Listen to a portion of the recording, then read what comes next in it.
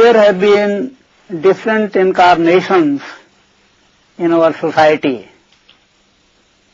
and we regard them form of divinity. But in our times, there has been a new incarnation, and that is not the symbol of divinity, but symbol of devil. This is the specialty of our times, that we have a devil as an incarnation, and that is pollution. The new threat to the society. Even this world is not known to the last generations, but this is only of recent origin. And this devil pollution is everywhere. You cannot find any place where it is not found. The air we breathe, the pollution is in that air. And one very strange thing is that the areas which we regard as the most developed areas, there it is most, the air pollution. Go to the capital cities, there you will find that people are having tears in their eyes on account of the smoke, and breathing, they do not know what the fresh air is. All the time they are breathing the polluted air made on account of diesel, petrol, and this burning of coals. So air pollution is the first form of this pollution, and it is not only in the roads, it is inside our houses also. It has kept into our houses, and it is, even if you go inside a vehicle, there also you will enjoy this. You will hurt with this pollution. And then after a year, we have water, because water has been regarded as life. But water pollution has become the most terrible form of threat to the human beings. And the strange thing about it, that big and important cities have more water pollution. Our capital, Delhi, their Yamuna water has become unfit for drinking. So the water which was life once had become a source of death. And when this is in Delhi, what in other places? Because we are throwing all our pollution into the rivers. Rivers have become the deposits of all the pollution. So water is polluted, air is polluted, and even the soil from which we get our food, it is polluted. And the form of pollution in the soils is that there is salinity in the soil, and on account of our chemical fertilizers also, there are chemicals in the soils, so soil has also become polluted. In this way, the three life-giving elements, air, water and soil, have become life-taking devils. So much on account of this pollution. So where to go? If you want to protect yourself from these, there is no place to hide. And today, the modern man has become a victim of these, and no place to hide to save himself. He is half dead. He is walking, talking, doing work with hand, but no energy, no freshness. You cannot see freshness in his life. And most of the people when they return back to their homes for rest from their offices, they are sitting like this, holding their head. What has happened? Headache. And then, previously, we used to go to the quiet places to get some rest. And this was the practice in our society, that people in their fourth ashram, when they were old, they would go and sit in the forest for shanti, to get peace. But today, there is noise pollution which is following us even there. Wherever we go, there is noise, there is noise, there is noise, there is no peace anywhere.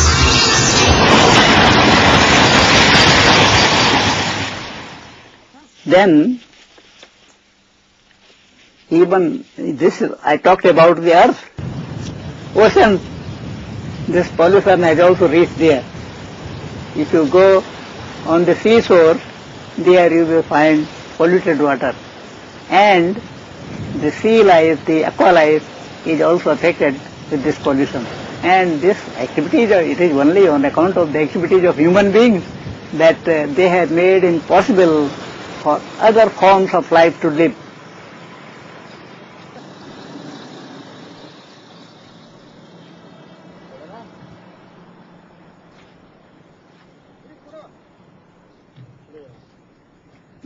So people think that, oh, the pollution is only on our earth. But we have sent it to the oceans also, to the seas. And there, how it reaches?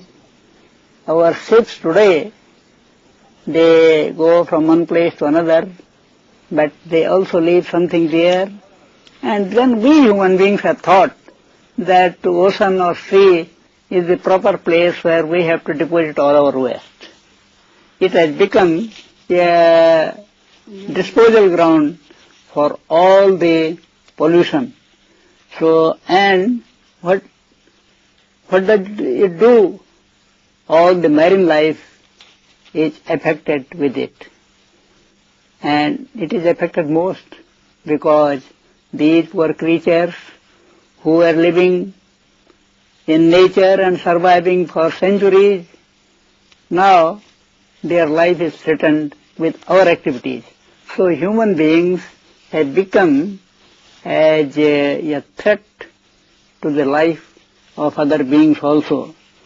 And it is not only the seas that we have polluted, we have also created pollution by burning coal.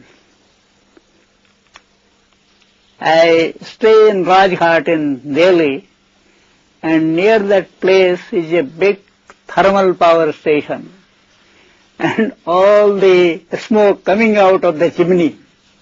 Rajghat was a place of rest and getting pure air to the people, but there the fumes are coming out from the thermal power stations, and then in small particles of coal also coming out of it.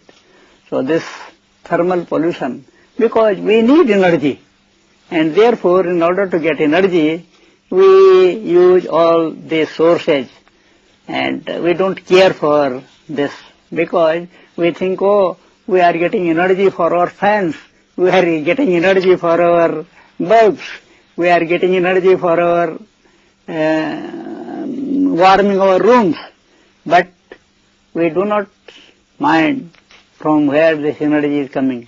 In a way, in order to create facilities for us, we are making the life in the air horrible for other people. We are living safely, feeling ourselves safe inside the room, but what is happening outside, we do not care about it. And one more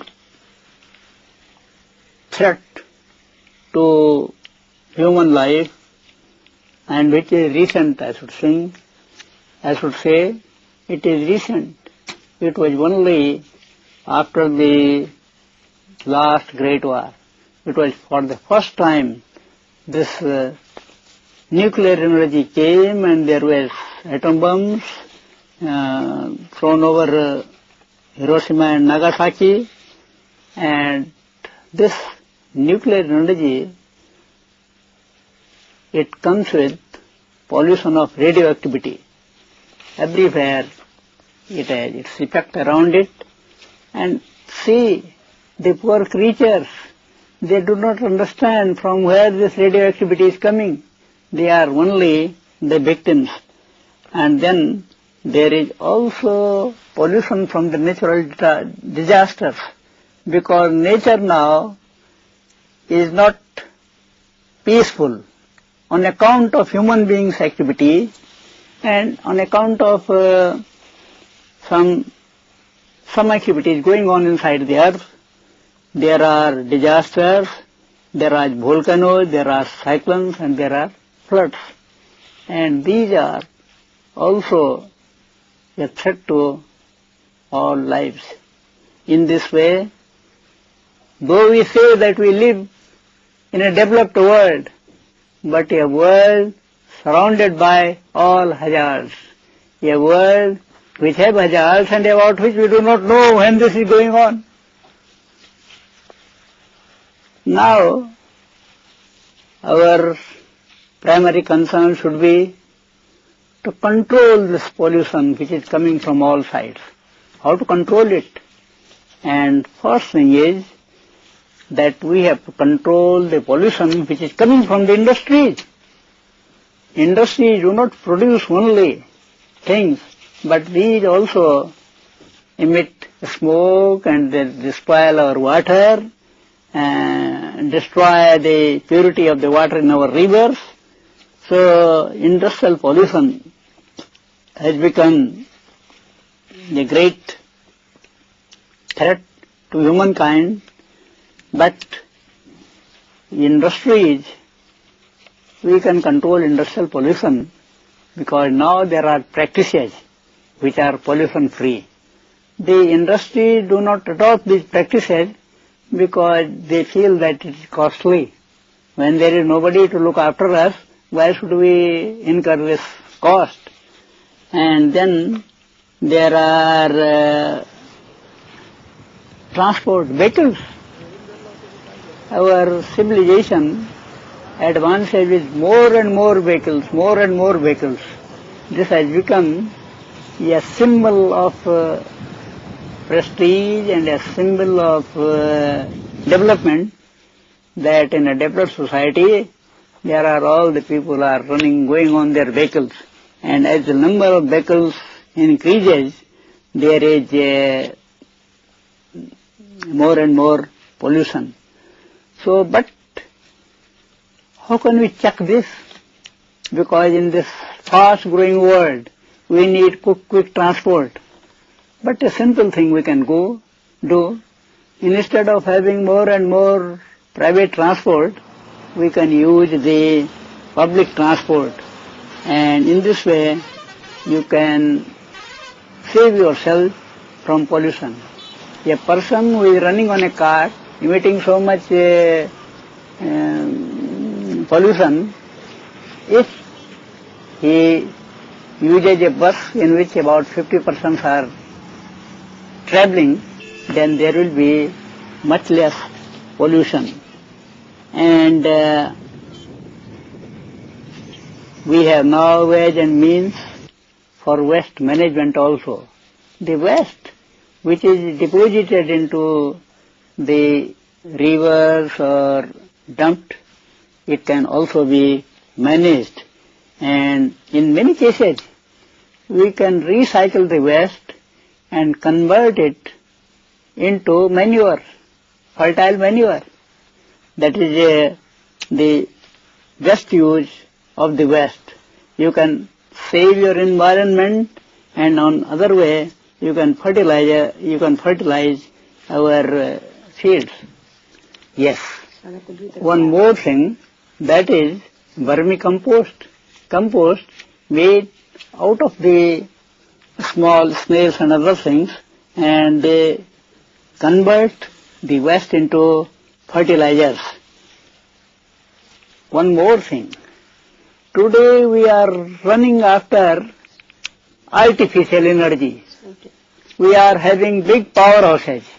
We are having big this thermal power stations and big dams. But nature has given us two such things which do not produce any pollution but meet our energy needs, and that is solar energy. We are very grateful to Almighty that He has given us so much sunshine in this country, and then there is also wind energy. Japan is one of the most developed countries of the world, a very small country, but competing with all big nations, because Japan is the land of rising sun, and they make full use of their solar energy, and they have even put solar roofs on their houses. A house not only for living, but a house self-sufficient in its energy requirements. They are getting energy for lighting, getting energy for cooking, and for all other purposes from the house itself. So solar energy is a boon to the countries in the east where sunshine is more. In western countries there is little sunshine. Once I visited Norway during the summer season, and I saw that all the houses are locked. I found, I have come in a very inappropriate